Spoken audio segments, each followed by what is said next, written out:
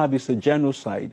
They are trying to displace the Christians, they're trying to possess their lands, and they're trying to impose their religion on the so-called infidels and pagans who they consider Christians to be. International human rights attorney Emmanuel Ogebe recently lost family members, including a pregnant mother, her husband, and their children. And they went into their home and they killed their 4-year-old son and their 6-year-old daughter who were asleep in their beds. The Fulani's weapon of choice? AK-47 automatic weapons, too expensive for most herdsmen. CBN Nigeria Director Felix Oisamoje. Given how much an AK-47 will go for, a Fulani herdsman will probably need to sell all his cattle to be able to buy an AK-47.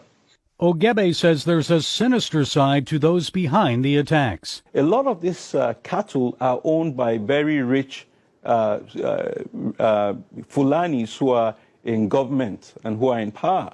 So there is a strong belief that the Fulanis, the ruling elite, are actually funding these herdsmen to conduct these attacks. According to the Global Terrorism Index, Fulani herdsmen have killed as many as 60,000 people since 2001.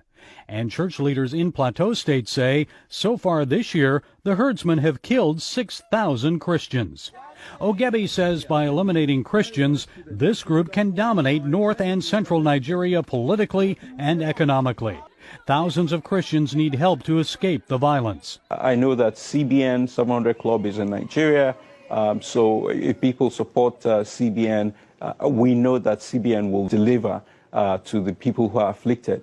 Oisamoje says CBN is dispatching humanitarian teams to the affected regions. They recently provided free medical care in north central Nigeria while sharing much needed spiritual comfort.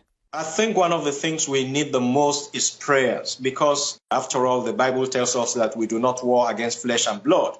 And so we know that there's spiritual issues, so we need to pray.